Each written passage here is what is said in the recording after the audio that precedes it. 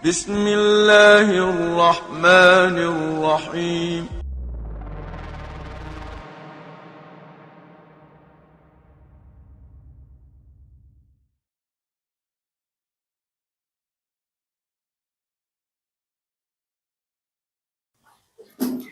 Bismillahirrahmanirrahim. Assalamualaikum warahmatullahi wabarakatuh. Alhamdulillah, wassalatu wassalamu ala rasulillah wa ala alihi wa sahbihi wa mawala. Amma ba'd. Fa inna asdaqal hadits kitabullah wa khairal hadi hadi Muhammadin sallallahu alaihi wasallam. Wa syarrul umuri muhdatsatuha wa kullu muhdatsatin bid'ah. Kullu bid'atin dhalalah wa kullu dhalalatin finnar. Para jamaah kaum muslimin wal muslimat rahimahullah. Alhamdulillah kita bisa hadir kembali di majelis rutin setiap hari Ahad dan ketiga membahas kitab Tawdihul Ahkam syarah kitab Bulughul Maram. Insyaallah akan melanjutkan pembahasan masih kitab Thaharah, babnya bab an-najasat, bab tentang najis-najis. Terakhir yang kemarin kita bahas yaitu hadis tentang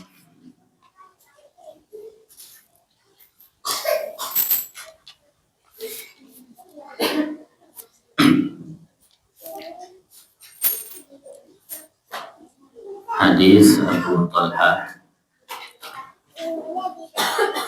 Rasulullah Shallallahu Alaihi Wasallam melarang luhumil umuril ahliyah fa inna rijsun, daging-daging keledai, ya, keledai liar atau keledai yang jinak.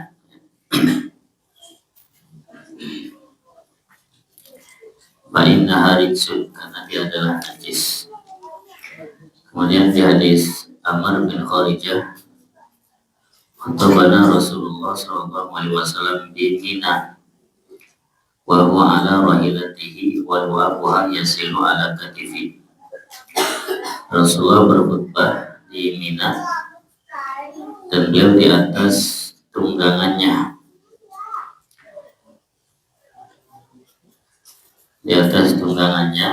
Kemudian air liur dari tunggangannya tersebut mengalir di atas kedua pundak katifanya.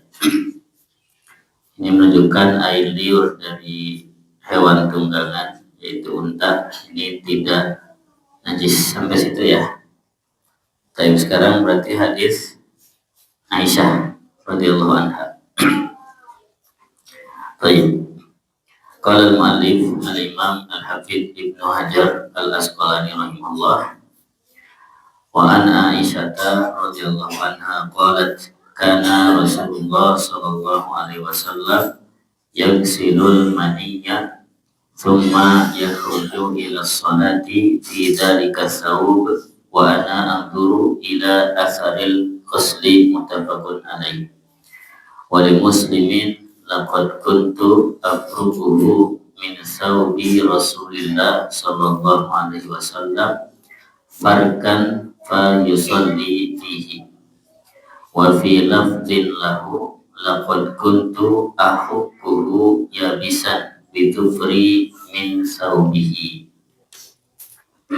Salam terjemahnya dibaca.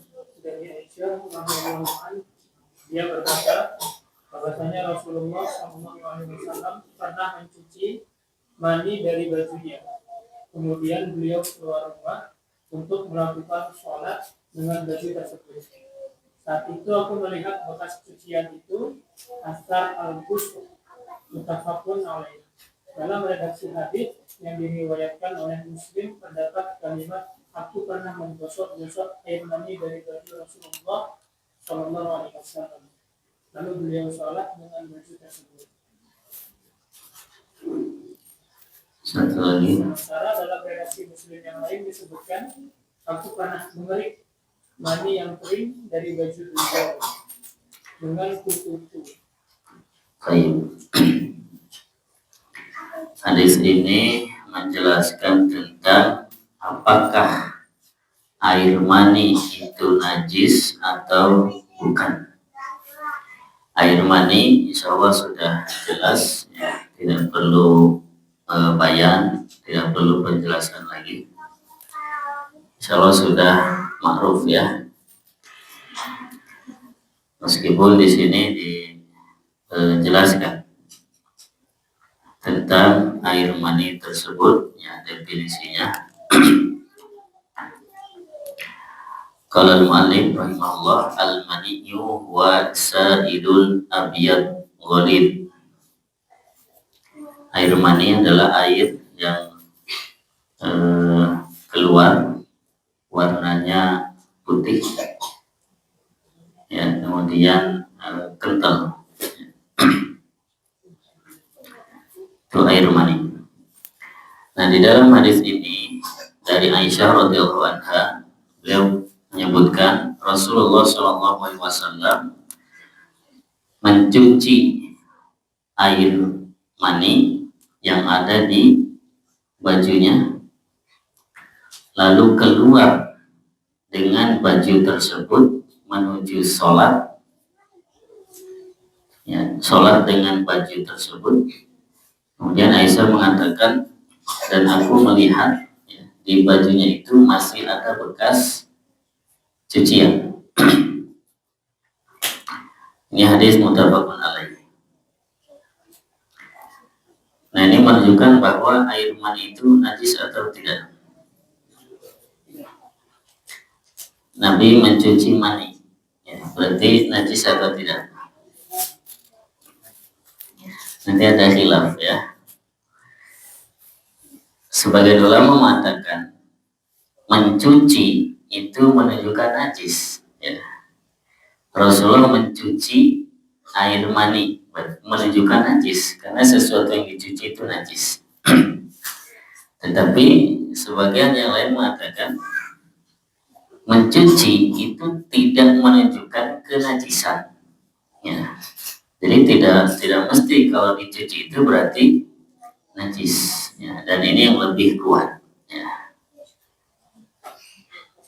Jadi menunjukkan sesuatu itu najis tidak cukup dalilnya itu hanya karena itu dicuci, ya. Karena kita juga kalau ada ludah, misalkan baju kita kena ludah atau kena dahak, kita cuci nggak? Kita cuci. Apa kalau dicuci itu berarti itu najis? Enggak. Bisa najis, bisa tidak. Jadi berdalil dengan bahwa itu dicuci lalu itu najis, ini kurang kuat, ya. Maka yang kuat adalah air mani itu bukanlah najis, ya, berdasarkan hadis ini, ya, karena Nabi keluar untuk sholat, ya, kemudian menggunakan baju yang ada bekas air maninya. Ini menunjukkan bahwa air mani itu tidak najis. Kemudian dalam riwayat Imam Muslim, Aisyah mengatakan aku menggosoknya. Kalau yang pertama dicuci, yang kedua itu digosok. Nah, yang ketiga itu dikerik, ya, dikerik. Jadi membersihkannya boleh dengan cara-cara tadi, tergantung kondisi air maninya. Kalau udah kering, ya bisa dengan dikerik, dengan kuku atau dengan yang lainnya. Kalau udah kering, tapi kalau basah, ya dicuci dengan air. Baik, ini sedikit ya tentang penjelasan hadis ini. Sekarang kita ambil faedah-faedahnya. Ma'inu khadu minal hadis, yang bisa kita ambil dari hadis ini, atau faedah-faedahnya. Yang pertama, anna sunnatan Nabi sallallahu alaihi wasallam yal iktisar ala farqil maniyyi in kana yabisan wa ghasluhu in kana radban. Termasuk sunnah Nabi sallallahu alaihi wasallam yaitu mengerik air mani atau menggosok kalau air mani itu kering, dan mencucinya kalau basah. Ini sunnah Nabi SAW. Kalau air mani itu masih basah, maka dicuci. Tapi kalau kering, digosok atau dikerik. Baik. Faedah yang kedua, taharatu manil adami fa inna iqtisaran nabi ala haqqihi duna ghuslihi dalilun ala taharatihi. Faedah yang kedua yaitu sucinya air mani. Ya, air mani manusia. Suci artinya tidak najis. Ya, jadi air mani itu tidak termasuk benda-benda najis, tapi dia suci. Dalilnya apa? Dalilnya Nabi SAW mencukupkan diri dengan mengerik, ya, tanpa mencuci. Ya, itu dalil bahwa air mani itu suci. Kama anna tarkahul mani fi thawbihi sallallahu alaihi wasallam hatta yaibas. Kemudian dalil yang lainnya, Nabi SAW membiarkan air mani yang ada di baju sampai kering. Ini menunjukkan bahwa itu bukan najis. Ya, padahal sudah ma'ruf, ya, termasuk bimbingan Nabi SAW, beliau itu selalu bersegera mencuci benda-benda yang najis dan menghilangkannya. Jadi Nabi itu kalau ada najis nggak dibiarkan, tapi segera dicuci dan dihilangkan. Nah, ketika Nabi SAW membiarkan air mani yang ada di bajunya sampai kering, ya, kalau sampai kering kan berarti ada sejam enggak? Ada kali ya. Dari basah sampai kering berarti kan lama ya.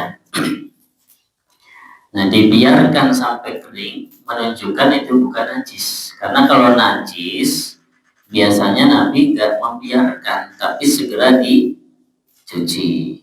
Baik, ini dalil yang kuat, ya, bahwa air mani itu bukan najis.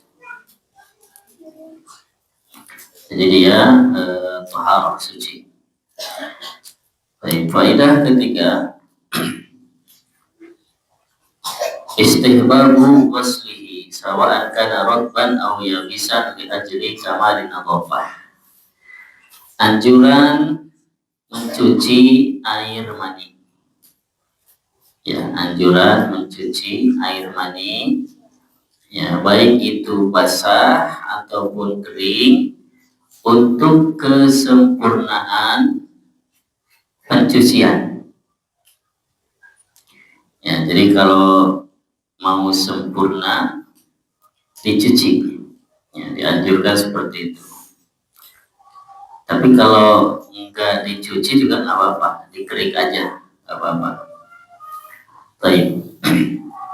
Karena yaksilul makhar wa nahwihi minat tahirat.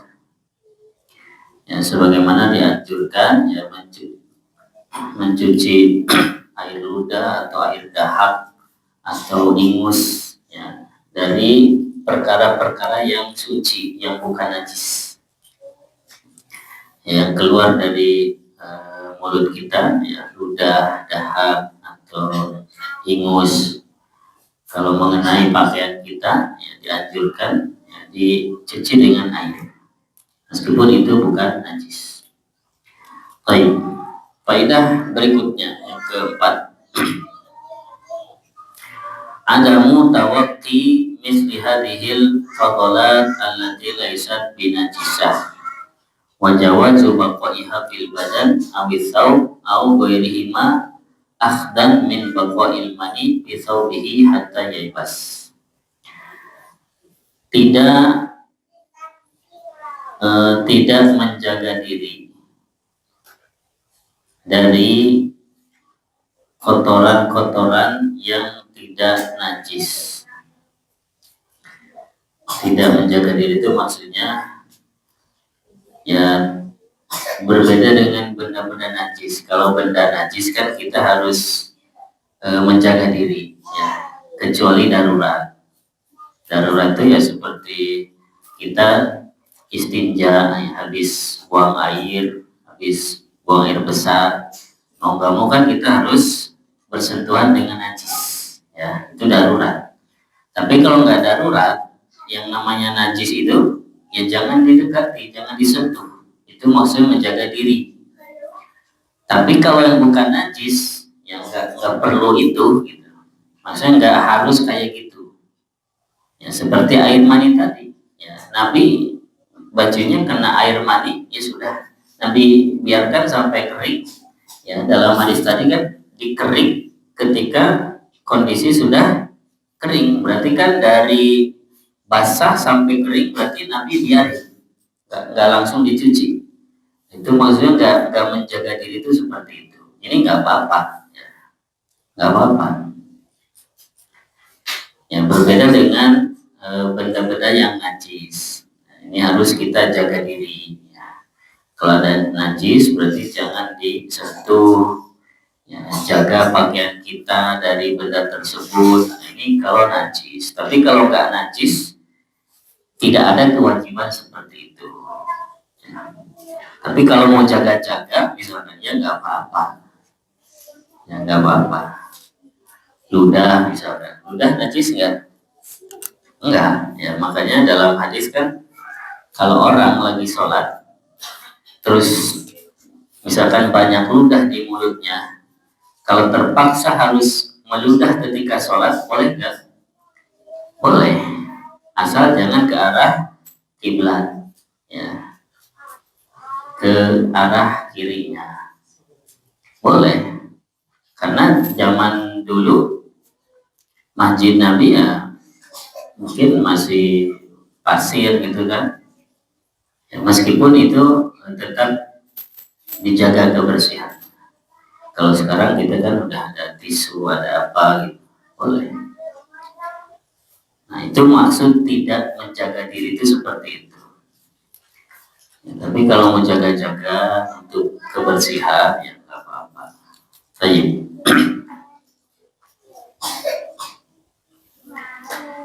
Faedah kelima. Maka alaihi Nabi sallallahu alaihi wasallam minat taqalluli minal hayati dunya wa mata'iha. Faedah yang kelima, bimbingan Nabi sallallahu alaihi wasallam, ya, yaitu tidak mengambil banyak dari kehidupan dunia atau perhiasan dunia, atau tidak bermewah-mewah. Ya, taqallul itu dari kata qalil, sedikit, ya, secukupnya. Jadi beliau Nabi SAW tidak bermewah-mewah dengan kehidupan dunia atau perhiasan dunia. Yang pada dalilnya dalam hadis ini disebutkan in anna thawba naumihi wa thawbu salatihi wa furujihi. Nah dalam hadis ini disebutkan baju tidurnya Nabi itu juga baju sholatnya. Ya, baju tidurnya itu juga baju sholatnya. Karena kan baju yang kena air mani ya kemungkinan itulah baju yang dipakai tidur gitu kan. Lalu Nabi keluar dengan baju itu untuk sholat. Ya. Artinya tidur pakai baju itu, terus keluar sholat juga pakai baju itu.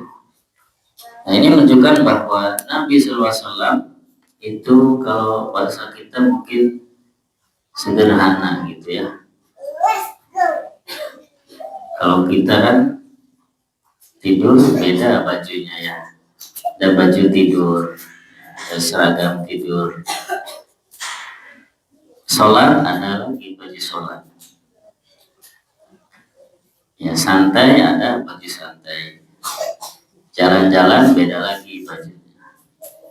Ya mungkin kita itu di lemari minimal baju ya 20 kali ya. Jadi kalau dibandingkan dengan Nabi SAW, ya, kita lebih banyak kalau pakaian ya. Karena Nabi itu seperti tadi baju tidur, ya, itu juga baju untuk sholat. Yang penting bersih, ya, dijaga kebersihannya, ya, terutama dari benda-benda yang najis. Tapi kalau kita punya baju banyak, ya itu jangan seperti itu. Kalau Nabi kan bajunya emang gak ada, jadi tidur itu, sholat itu. Tapi kalau kita makan banyak, masa kita tidur pakai itu, sholat pakai itu juga. Sedangkan baju kita banyak. Kalau tidur mungkin pakai baju biasa. Kalau sholat mah ya yang lebih bagus. Jangan sampai sama. Kalau punya, kecuali nggak punya, ya. Nah, kalau antum mau mencontoh Nabi ya silakan. Ya. Jadi taqallul minal hayati dunya wa mataiha, menyedikitkan dari kehidupan dunia dan perhiasannya. Karena kehidupan dunia atau perhiasan dunia itu nanti ada hisabnya. Sekecil apapun kenikmatan dunia itu ada hisabnya. Ya, sebagaimana dalam hadis ya, Nabi ketika suatu hari beliau itu kelaparan ya bersama Abu Bakar, Umar, kemudian berkeliling sampailah di satu rumah. Di situ dapat makanan, minuman sampai laparnya hilang, hausnya hilang. Kemudian Nabi bersabda, setelah selesai makan itu, ya Nabi bersumpah, ya demi Allah, ya, kalian keluar karena lapar. Ya sekarang Allah menghilangkan lapar kita. Ya dan Allah akan menanya kepada kita ya, tentang kenikmatan yang Allah berikan kepada kita. Jadi akan dihisab. Maka baju 10 sama baju 20 hisabnya lama mana? Lama 20. Nah, makanya kalau nggak butuh-butuh banget, yang penting nggak usah. Ya, karena hisabnya nanti berat. Misalnya orang di rumahnya punya motor 5 misalnya, padahal 2 cukup gitu. 2 cukup. Nah itu yang kayak gitu nanti cuma akan memberatkan hisab, ya memberatkan hisab. Jangankan di akhirat, di dunia aja orang hartanya banyak, ya, auditnya kan lama kan, ditanya ini dari mana belanjanya, dapat uangnya gimana, apalagi di akhirat. Ya, jadi belanja secukupnya kita aja. Ya. Kalau memang butuh beli nggak apa-apa. Butuh, misalkan butuh motor 3, ya nggak apa-apa beli. 10 juga kalau butuh mah beli. Ya, kalau ada. Ya. 1 motor kita kerja, 2 motor istri belanja. Terus 3 anak juga mau sekolah misalkan udah besar atau kuliah butuh juga. nggak apa-apa kalau butuh. Yang nggak boleh mah nggak butuh terus beli untuk kesenangan. Nah itu yang memberatkan hisab. Baik. Kemudian faedah selanjutnya,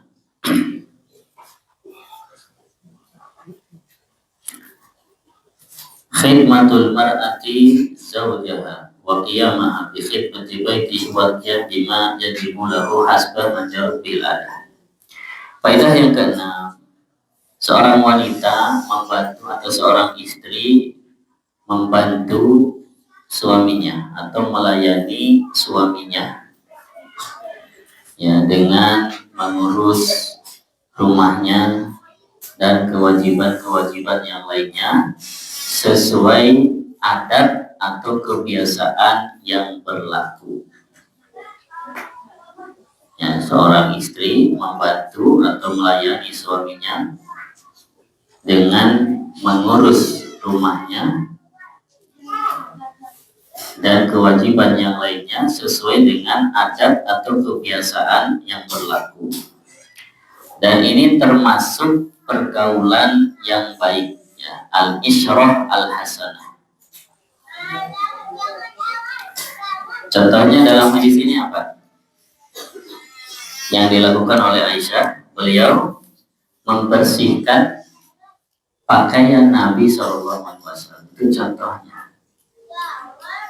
Ya, jadi istri berkhidmat kepada suaminya dengan mengurus rumahnya atau yang lain-lainnya, ya, nyuci, nyapu, ngepel, ya, masak.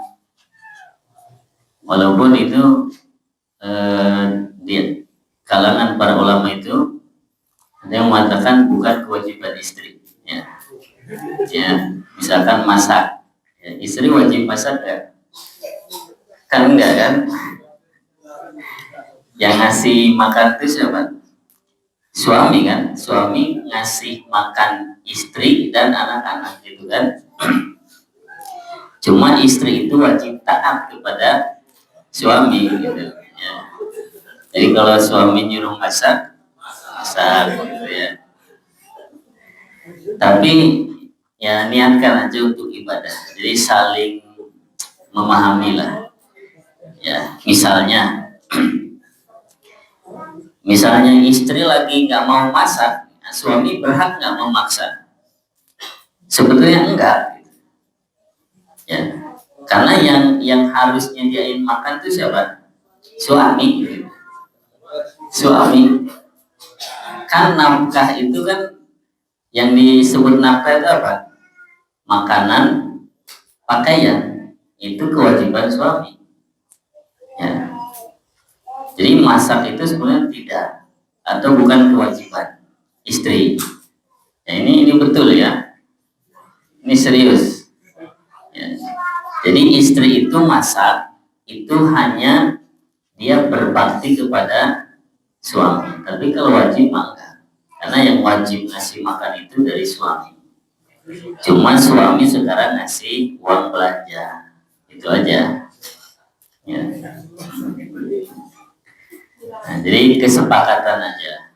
Kalau misalkan istri saya nggak mau masak, ya boleh, itu hak dia. Ya, tinggal nanti suami yang misalkan dia mau masak, ya silakan masak. Tapi kalau dia nggak bisa masak, ya dia beli makan. Ya, seperti itu. Cuma kalau suami yang nyiapin makan, ya sedikasihnya, gitu. Nggak bisa order. Gitu. Hari ini pengen rendang, itu nggak bisa. Ya, suami ngasih misalkan nasi sama daun singkong, ya udah makan. Karena nggak ada juga kewajiban suami harus ngasih lauknya, ini kan nggak ada. Yang penting ngasih makan sesuai dengan kemampuan suami. Baik.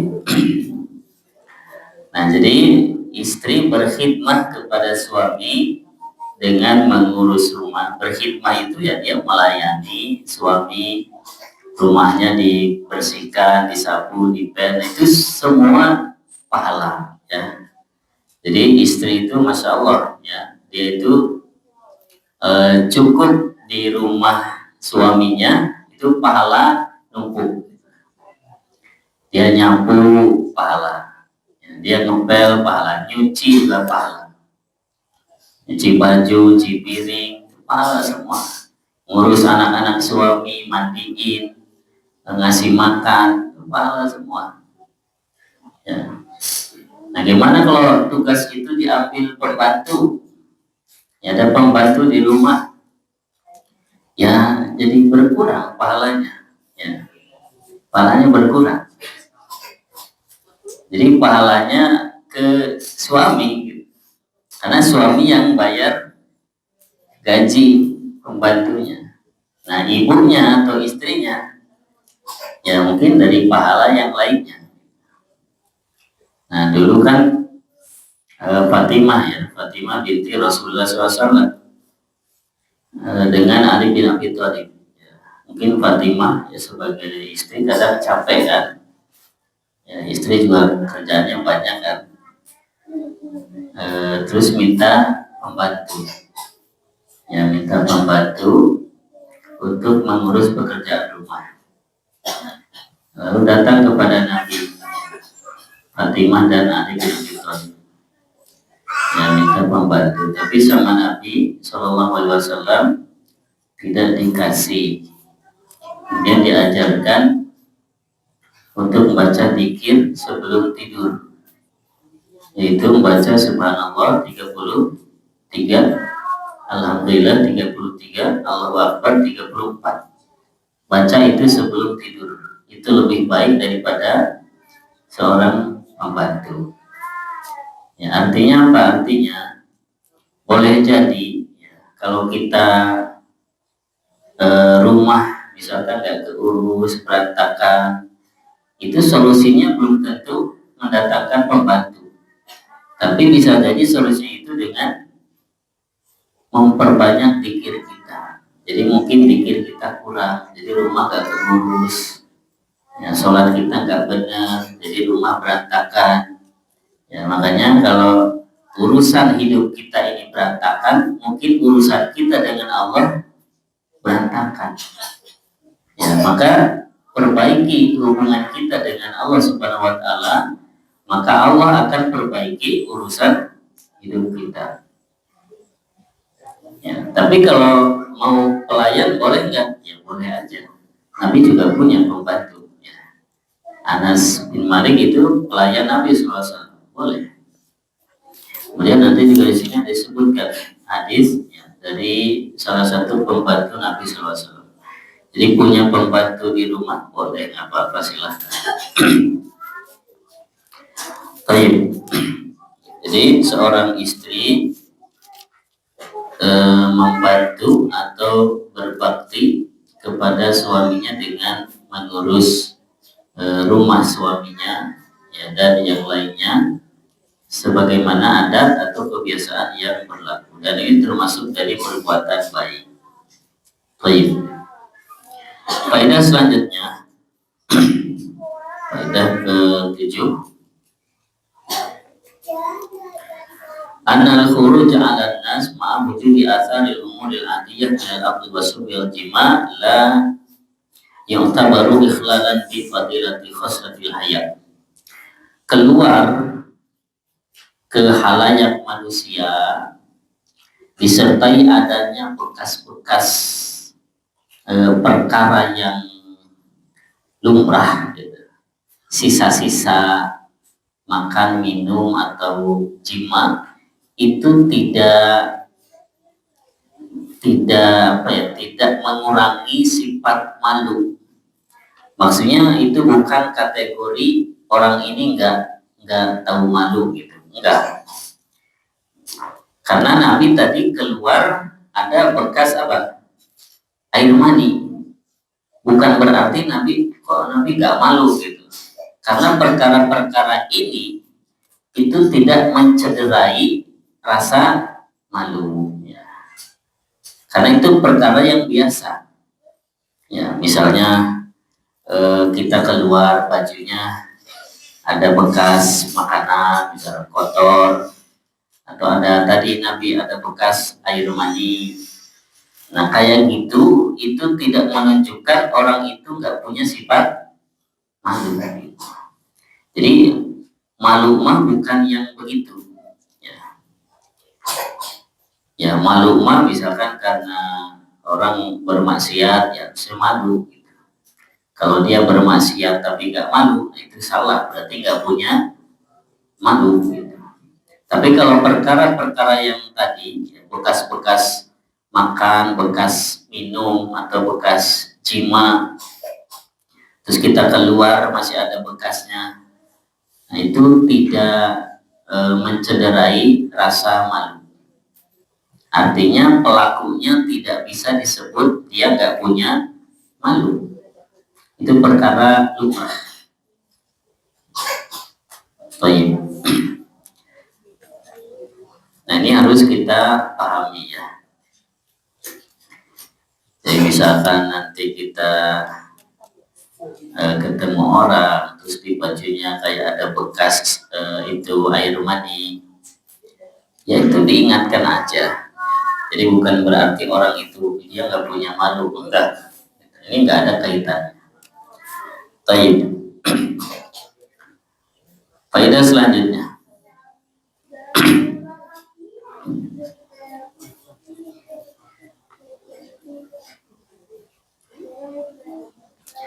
Faedah selanjutnya adalah al-mar'ata sholihata al-mutahabbibata ila zawjiha la ta'nafu wa la tatarfa'u an misli hadhil a'mal min izalatil awsaf wal fadalat min thawbin aw badani zawjiha.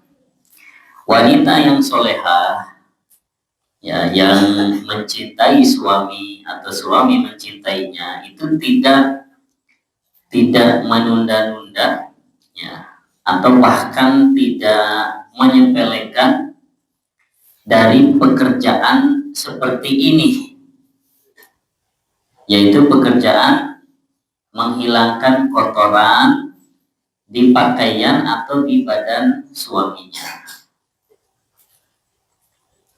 Itu wanita solehah ya. Jadi kalau di baju suaminya ada bekas kopi misalnya, ya dibersihkan cepat-cepat gitu. Atau di badan suaminya ada apa gitu ya, ada sisa-sisa makanan, ya dibersihkan. Itu wanita yang solehah ya.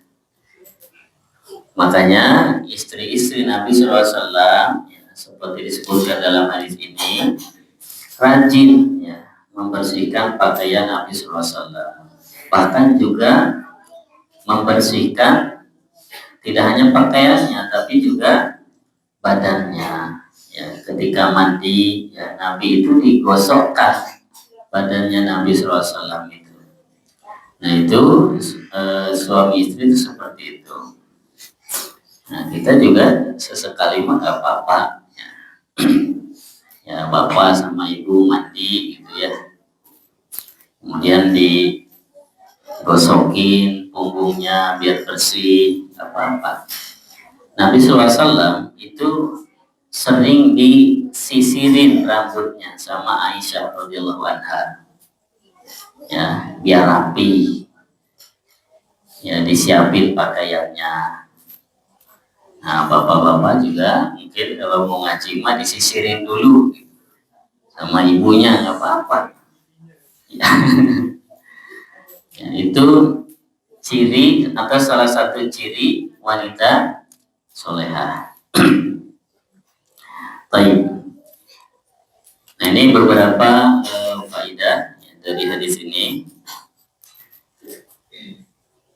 Kita break dulu ya. Nanti di sini panjang pembahasan tentang khilaful ulama ya, perbedaan pendapat para ulama tentang apakah air mani itu suci atau najis ya, beserta dalil-dalil yang disebutkan oleh para ulama. Insyaallah nanti kita lanjut sebentar pada sholat isya. Wallahu a'lam bishawab. Alhamdulillahirabbil alamin. Bismillahirrahmanirrahim. Alhamdulillah. Wassalatu wassalamu ala Rasulillah wa ala alihi wa ashabihi wa mawalah. Amma ba'd. Fa inna asdaqal hadisi kitabullah wa khairul hadi hadi Muhammadin sallallahu alaihi wasallam wa syarrul umuri muhdatsatuha wa kullu muhdatsatin bid'ah wa kullu bid'atin dhalalah wa kullu dhalalatin finnar. Kaum muslimin wal muslimat rahimakumullah, kita selesaikan sedikit lagi pembahasan tentang hadis Aisyah radhiyallahu anha tentang hukum air mani, apakah najis atau tidak.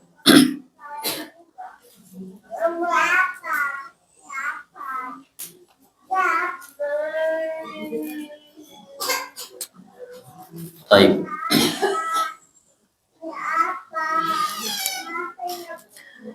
Di sini disebutkan oleh Al-Mu'allif rahimahullah perkataan Imam Az-Zarkashi rahimahullah bahwa yang keluar dari tubuh manusia itu terbagi tiga.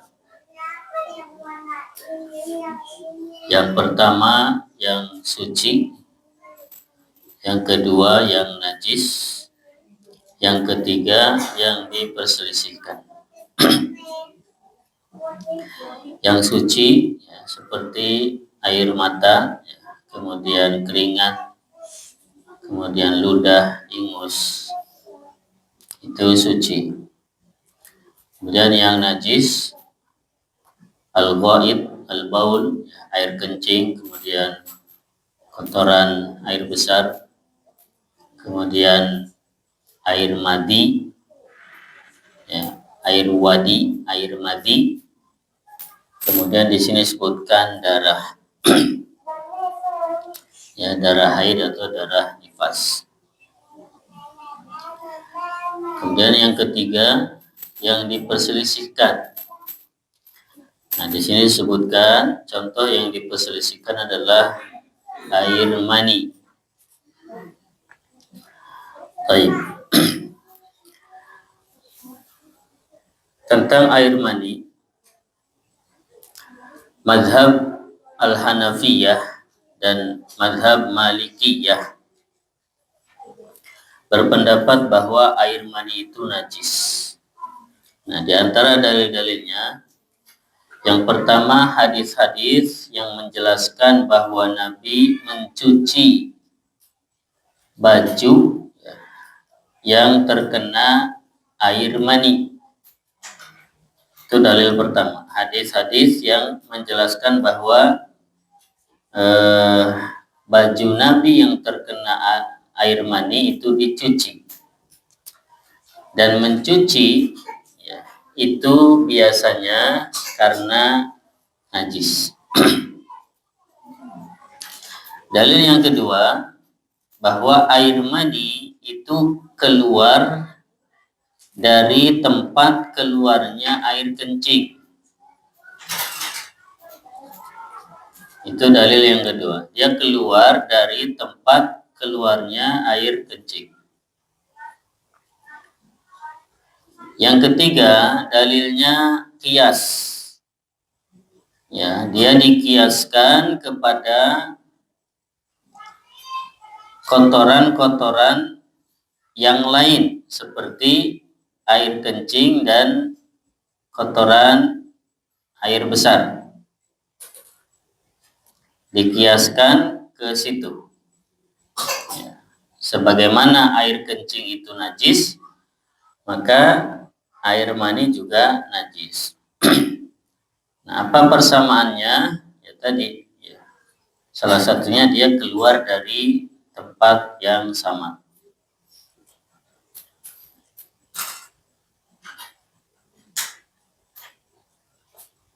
Itu diantara beberapa dalil. Pendapat yang kedua, ya, pendapat Imam Asy-Syafi'i dan Imam Ahmad rahimahumullah, bahwasanya air mani itu tahirun laisa binajis. Dia suci dan bukan najis.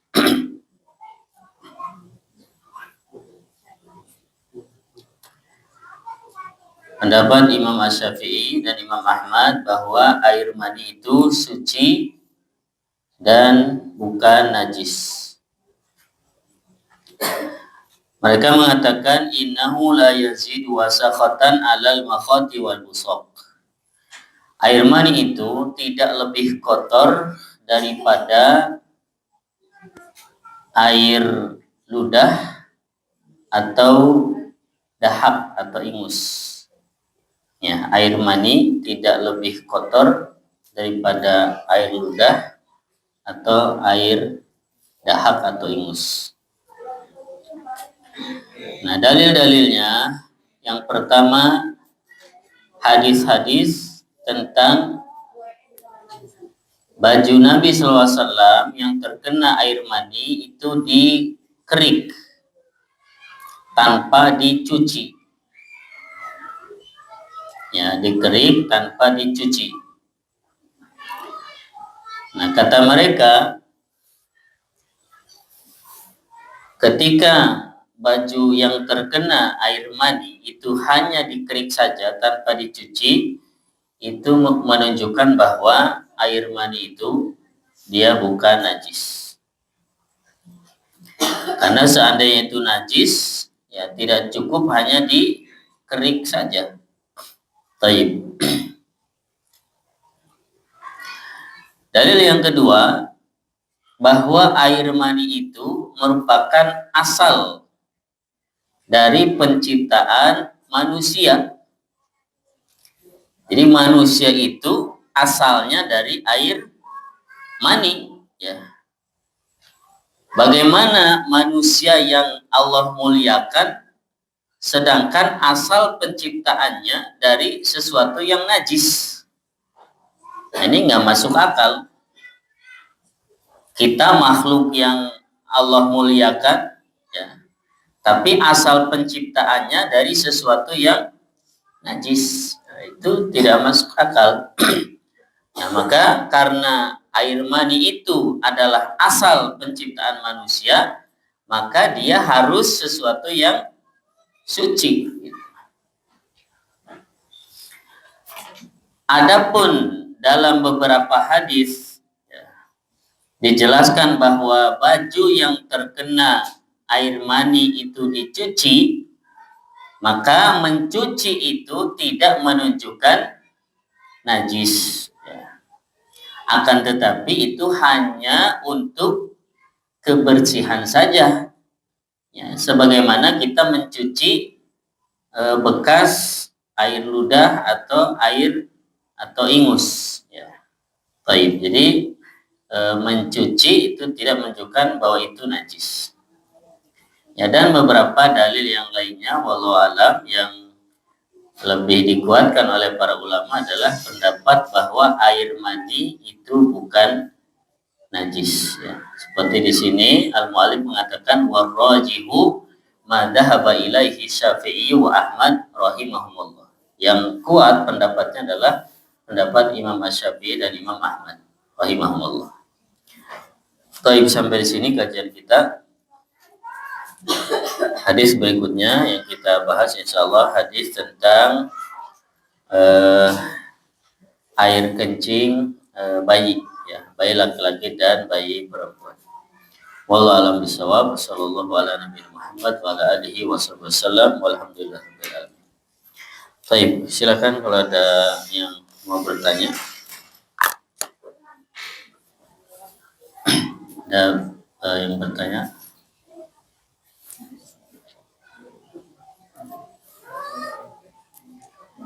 Bu, ada pertanyaan, Bu?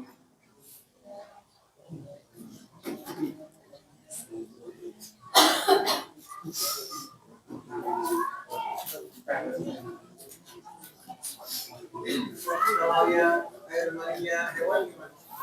Air mani hewan. Ya, ternak kan suka bisa dikasih Ya. Tadi di faedah sebutkan kalau air mani manusia insya Allah itu tidak najis. Untuk air mani selain manusia, ya, kalau bahasa kitab itu tadi adamiyun. Kalau adamiyun itu makhluk hidup ya, yang Anda tahu ya. Apakah ini mencakup hewan atau tidak? Walau alam Anda belum bisa menjawab ya. Tapi kalau manusia air maninya tidak najis. Kalau hewan Anda belum tahu. Sepertinya tidak najis juga ya kalau air maninya ya.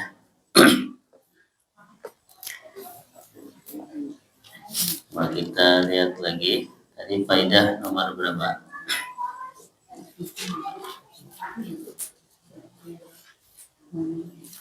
Faedah yang kedua ya. Taharatu maniyil adami.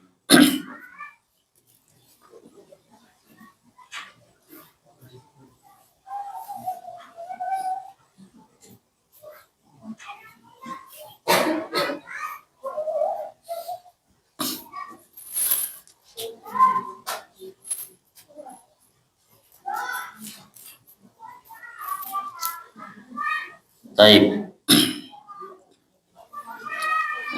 Kalau hewan ini bergantung kepada hewannya. Kalau hewan yang najis, ya maka dia najis, ya, seperti babi. Ya. Babi itu karena dia najis secara zatnya keseluruhannya, maka termasuk maninya. Termasuk juga anjing. Itu najis. Jadi yang hewan-hewan yang disebutkan najis ya, maka termasuk air maninya najis. Tetapi yang hewan yang tidak najis ya, seperti hewan ternak ya, dan lain-lain ya, sapi, maka ini tidak najis atau dia suci ya. Wallahu alam. Baik, ada yang lain? Ya. Waalaikumsalam. Saya ingin mempertanyakan hukum wudhu di dalam kamar mandi. Hukumnya dari kamar mandi ke tempat kita sholat, misalkan di rumah ada tempat sholat, itu harus kan menggunakan alas kaki. Assalamualaikum warahmatullahi wabarakatuh. Waalaikumsalam. Ya, jadi berwudu di toilet begitu. Tidak ada masalah insyaallah. Ya. Yang penting tidak membaca dzikir-dzikir. Ya. Karena di toilet atau di kamar mandi ini salah satu tempat yang kita dilarang melakukan ibadah. Ya, dzikir termasuk membawa benda-benda yang di situ ada lafaz Allah ya, ini tidak boleh. Adapun dia berwudu atau mandi ya di toilet nggak ada masalah ya, selama bisa bersih atau menjaga dari najis ya. Kalau kita yakin ya di situ kita bisa bersih dari najis, insya Allah nggak ada masalah. Ya, dalilnya adalah Nabi SAW ya, beliau juga membersihkan diri ya di tempat beliau membuang air, jadi nggak ada masalah. Yang penting pastikan bahwa ketika kita berwudu itu tidak bercampur dengan najis. Ya, misalkan namanya toilet kan kadang kita kencing di situ. Nah, ketika kita kencing misalkan disiram bersih, kita yakin nggak ada najis, baru kita berwudu di situ, insya Allah nggak ada masalah. Nah, baik, ada lagi?